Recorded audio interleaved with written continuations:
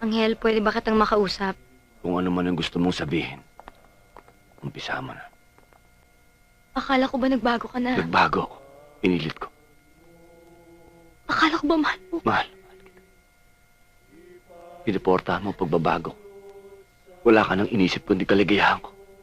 Pinalimutan mo sarili mo. Marami naman akong kilalang pwedeng tumulong sa atin. Ninong ko yung presidente. Pwede akong pumunta sa kanya.